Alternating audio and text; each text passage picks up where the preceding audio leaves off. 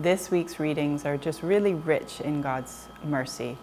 You can see in the gospel we have the Good Shepherd, the woman who loses her coin, and then the prodigal son. And as I was reading these readings, I was struck a little differently.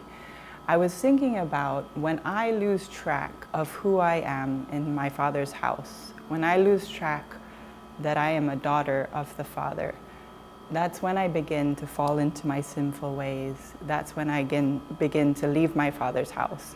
And nothing good comes from that, as we see from the prodigal son.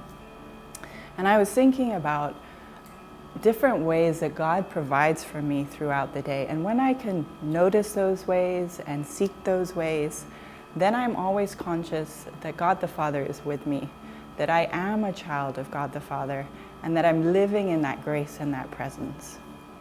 I was recalling just recently I was working hard at school and I'm building this classroom.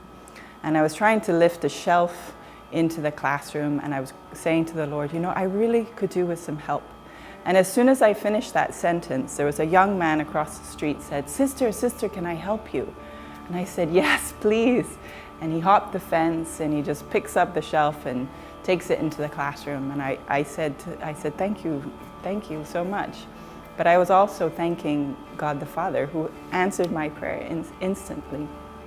And often we don't see our prayers answered instantly, but we can see how God is providing for us all the time when we're conscious of it, when we really take the time to say, that was God who was just saying, I'm here with you, I'm providing for you, I'm loving you, you are in my house. We can live in the Father's house on earth now.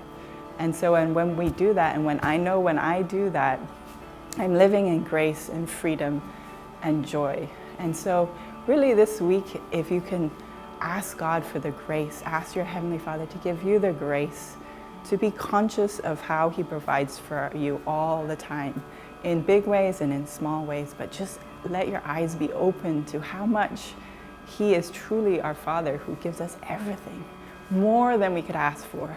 So I really encourage you this week to just ask for that grace, to keep your eyes on the Lord and keep your eyes on God the Father, who's just waiting to give you everything. So I'll be praying for you, and hopefully you'll be praying for me. God bless.